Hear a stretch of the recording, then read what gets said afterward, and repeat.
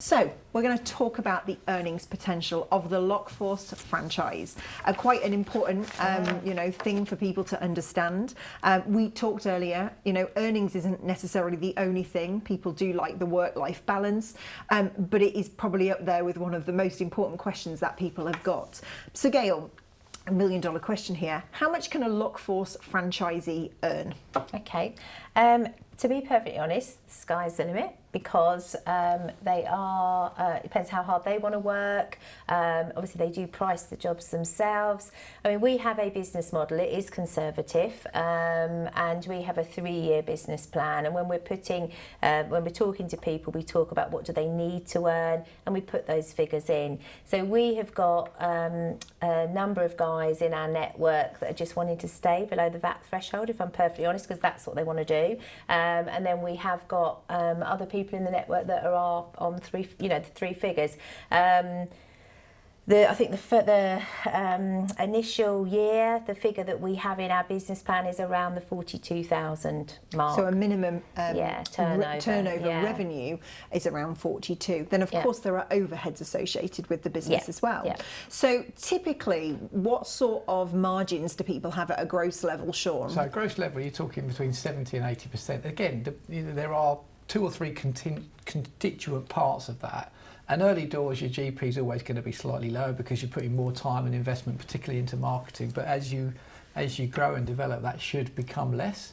But again, when it gets to net profit, then that comes down to personal choice. Do you own your vehicle? Do you lease it? Do you rent it?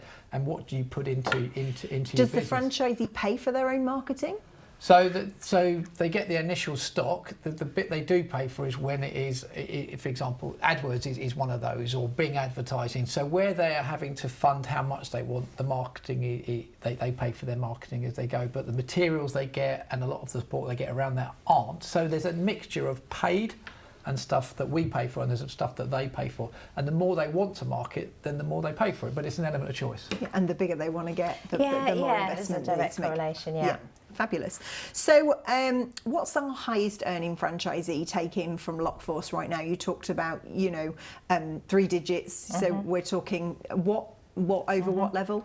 Yeah, so I think the top performing guys will be probably just over the 100,000 mark. Yeah. But as I said, what we've tended to find is that most of our guys sit around that, say most of them, the top earners sit around the 80,000 mark.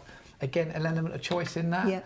But the earnings potential is what really has been untapped, and it has not been challenged. Because as far as you want to take it, and we heard, earlier from Ricky, who obviously is growing his business. So the more technicians you take on, the bigger earnings potential that there is. Well, there is, but it's more also this thing. In terms of, I think some of the biggest challenges our locksmiths have is downtime, because to earn that money doesn't actually incorporate a huge amount of time. So it might just be 1 or 2 jobs a day. And I think that's a challenge for people coming who want to be busy. So busy when you're running your own business is not busy on the tools all the time. And I think you'd appreciate that. There's got to be busy behind the tools, doing the stuff that working on. And I think that's a big challenge for people coming into the franchise. Okay. So from your perspective then, obviously there's an initial investment that they have to pay. They have the van to pay for. They get a starter kit, which is all covered. And they get a marketing starter kit. Marketing starter kit. When does the next fee to you start to appear? So they don't pay anything for the first 3 months. So there's a 3-month grace period. Yeah. And then do you charge a commission off what they earn?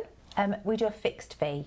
Okay. So it's a competitive fixed fee, and then they know exactly what they're paying us. And then year 2, 3 increases, slight increments, but it's a fixed fee. Yeah, just to be clear, that fixed fee is for operating in their territory for the stuff they generate. Yeah. There are a couple of other things where they would pay commission, but they're for extraordinary things, not stuff that they found in their territory through their website that have phoned them directly. That's all within the fixed fee. Lovely. And so franchisees are generating leads, either they're coming kind of through a website or on the ground.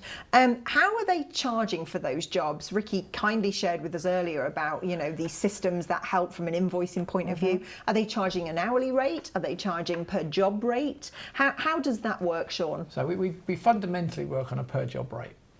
because we can say once we have diagnosed the issue, then we can give them a price and give them it's a 12-month warranty, workmanship, etc. So we can give them an element of guarantee behind that. But it tends to be job work. I think if you start getting into bigger jobs, then you're trading time for money. So essentially, it's got to get back to an hourly rate. But we tend to focus on job rates. Okay, lovely.